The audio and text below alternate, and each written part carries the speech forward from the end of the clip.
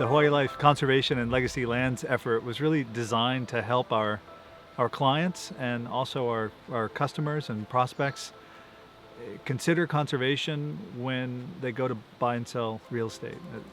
Conservation consideration really should be a part of the process. So we wanted to look at that formally and respond to the people who are like-minded and are thinking about how to go about a conservation purchase, which, as it turns out, is quite complicated. There are federal, state, county programs, as well as private entities such as the Nature Conservancy or Trust for Public Lands that deal with properties that have what are known as conservation values. Probably the most familiar of those are environmental, ecological values, scenic wonders. Those are the kinds of things that typically are put into a conservation or land trust portfolio on the mainland. There's also a big need for conserving of forest lands. We're sitting here at Amy Greenwell Garden, and one of the potential purchasers has received a grant from the U.S. Forest Service to preserve this as a forested property. For me personally, I got into land conservation through the Hawaiian Islands Land Trust, where I've been a volunteer for years. And my access to that was through a piece that they protected on the North Shore of Kauai called Kahili Bay. And it's one of the places I learned to surf.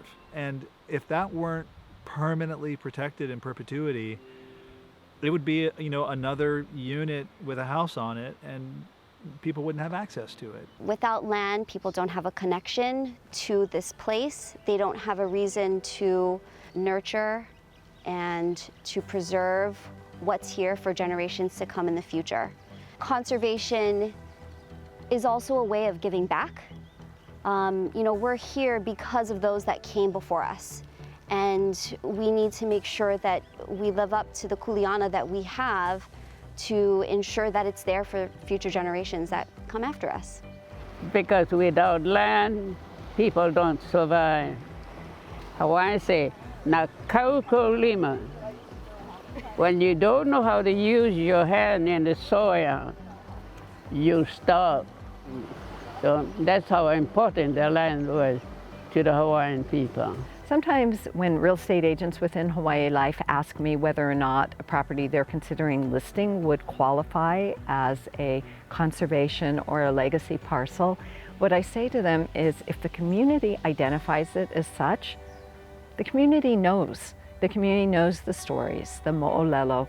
They know the history of the place. They've fished there for generations. They've hunted there. They've gathered there. They have family ties to the place and can tell you why it was important in the very recent history, which for them is still living history.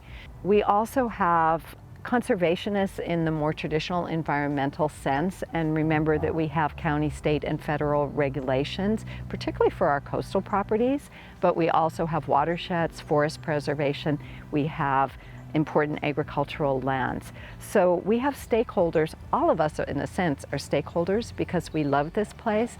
This initiative is so important to Hawaii Life because it's part of who we are. It's built into our name. We honor this place and what it means to live here, and we have to do right by it.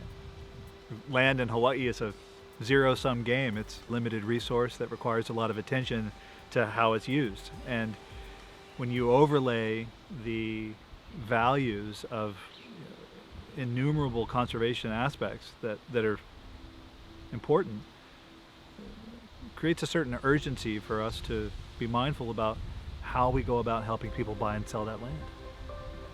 So kuleana means two different things. The literal translation is responsibility. Kuleana also in real estate, in Hawaiian real estate, was a tract of land that was given to your ohana by the ali'i. So in old Hawaii, ohana and maka'ainana did not own land. It was only the ali'i that owned land.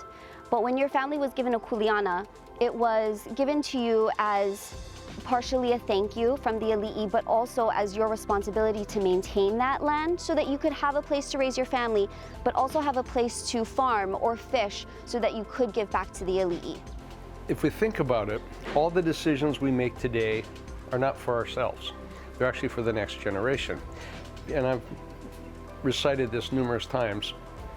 I'm a sitting county councilman right now, and I can't screw up the county bad enough for my generation, but I can really do a number to the next generations. You know, we're stewards of the lands. We don't really own it. We're just here for a short time. And those lands will be here. They were here long before we got here. They'll be here long after we're gone. But the generations of people going forward, those are the ones that we have to be mindful of. I love that we have a Conservation and Legacy Lands division. It's not something that I've seen any other real estate firm do in this state.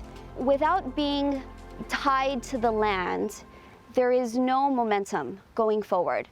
And so to be working for a company that has that insight and understands the importance of creating legacy lands and sharing the mana'o that come with those lands, I couldn't be more proud. We're able to provide that balance between development, conservation, keeping Hawaii the special place that it is. Without this special place, there is no Hawaii life.